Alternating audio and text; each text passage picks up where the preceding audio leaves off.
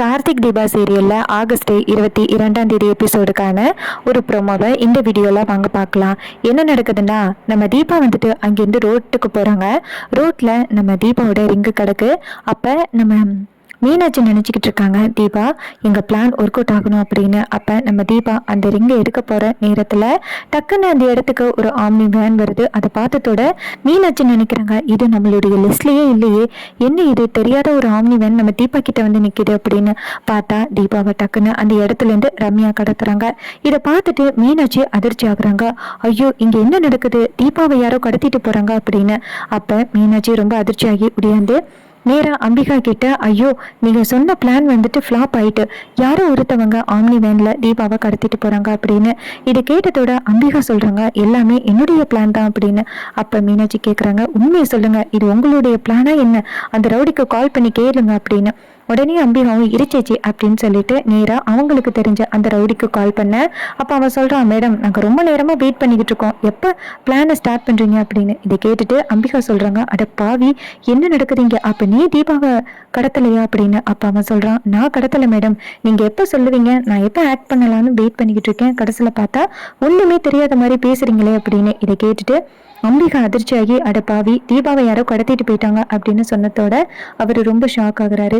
இன்னொரு பக்கம் மீனாட்சி சொல்றாங்க, ஐயோ என்ன மேடம் ஆச்சு அப்படின்னு. அம்பிகா சொல்றாங்க, ஐயோ பிளான்ல ஒரு மிஸ்டேக் ஆகிருச்சு மீனாட்சி, உடனே கார்த்திகிட்ட சொல்லணும் அப்படின்னு சொல்ல மீனாட்சியும் சரி அப்படின்னு சொல்லிட்டு நேராக கார்த்தியை போய் பார்க்குறாங்க. கார்த்தி கேட்குறாரு, என்னாச்சு மீனாட்சி அண்ணி ஒரே பதட்டமா இருக்கீங்க அப்படின்னு.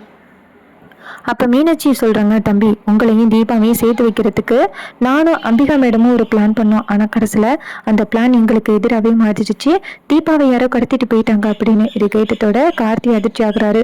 ஐயோ என்ன சொல்கிறீங்க அண்ணி அப்படின்னு. அப்போ தீபா சொல்கிறாங்க, மீனாட்சி சொல்கிறாங்க, தம்பி இது மாதிரி நாங்கள் ஒரு பிளான் பண்ணோம், தீபாவுக்கு வந்து ஆக்சிடென்ட் ஆக போகிற மாதிரியும் நீங்கள் வந்துட்டு அந்த இடத்துல வந்து தொட காப்பாற்ற வர மாதிரியும் நாங்கள் ஒரு பிளான் பண்ணோம், கடைசியில் பார்த்தா அது தீபாவுக்கு எதிராக மாறிட்டு அந்த ஓம்னி வேன்லேருந்து ரம்யா டக்குன்னு வெளியில் வந்து தீபாவை கடத்திட்டு போயிட்டா அப்படின்னு.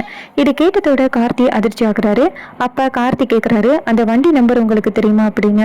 அப்போ மீனாட்சி சொல்கிறாங்க, தம்பி எனக்கு எதுவுமே தெரியாது தம்பி அப்படின்னு. இது கேட்டதோட கார்த்தி சொல்கிறாரு, சரி ஓகே நான் பார்த்துக்கிறேன் அப்படின்னு சொல்லிட்டு பார்த்துட்டுமா வெளியில் வராரு.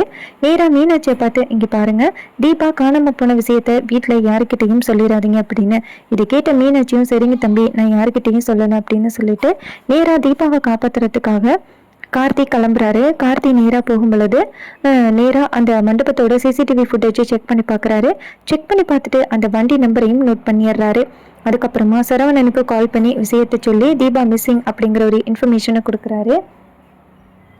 அவங்க சரவணன் சொல்கிறாரு, கார்த்தி எப்படி கார்த்தி அப்படின்னு சொல்ல, கார்த்தி நடந்த சொல்ல சரவணன் சொல்கிறாரு, என்ன கார்த்தி இப்படி கேர்லெஸ்ஸாக இருக்கீங்க அப்படின்னு சொல்லிட்டு சரவணன் வந்துட்டு தீபாவை தேடுறதுக்கு முழு முயற்சியை எடுக்கிறாரு. ரொம்பவே சூப்பராக அப்கமிங் எபிசோடு இந்த மாதிரி இருந்தால் நல்லா இருக்கும்ல. இதே மாதிரி இனிமேல் அப்டேட்ஸ் வேணும்னா நம்ம சேனலை சப்ஸ்கிரைப் பண்ணிக்கோங்க. தேங்க்யூ ஃபார் வாட்சிங்.